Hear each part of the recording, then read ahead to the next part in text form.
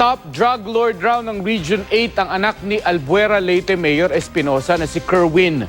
Kaibigan din daw nito ang napatay na drug lord na si alias Jaguar. Makibalita tayo kay Tricia Safra.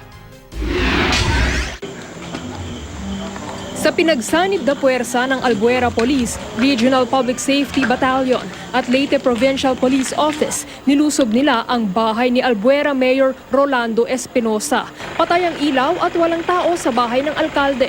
Ang naturang alkalde at ang anak na si Kerwin sangkot umano sa iligal na droga. Ayon kay Presidential Spokesperson Ernesto Abella, sabi ni Abella, pinasusuko raw ni Pangulong Duterte ang mag-ama sa loob ng 24 oras. Kung hindi, ipag-uutos daw niya ang shoot to kill. Bandang tanghali, inanunsyo ni Abella na nasa kustodiya na raw ni PNP Chief Ronald De La Rosa ang alkalde. Ang anak naman ng alkalde na si Kerwin pinaghahanap pa rin. Ayon sa pulisya, numero 1 drug lord daw ng Region 8 ang nakababatang Espinosa. Wala rin daw tao sa bahay ni Kerwin mula pa raw noong nakaraang linggo kung kailan nagsagawa ang mga pulis ng buy-bust operation sa tapat mismo ng bahay ni Kerwin. Naaresto roon ang 5 tauhan daw ng mag-amang Espinosa na sina Jose Antepuesto, Marcelo Adorco, Jesse Ocares, Jeffrey Pesquera at Ernesto Dumalat.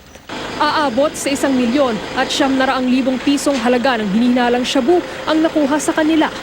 Kay may nanagan, may nidagan, may mga armas da. Medyo na nakakita sila una nato.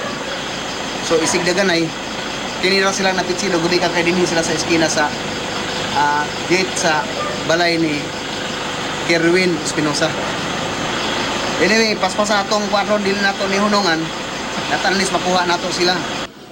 Ayon sa isang kababata raw ni Kerwin, sinabi ng 5 inaresto na leader nila ang nakababatang Espinosa.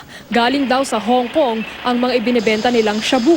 Base sa impormasyon ng isang source, tropa umano ni Kerwin si alias Jaguar, ang napatay na top drug lord daw sa Central Visayas. Protektor pa raw ng grupo ni Espinosa ang isa sa 5 umano'y narco general. Tricia Zafra, GMA News.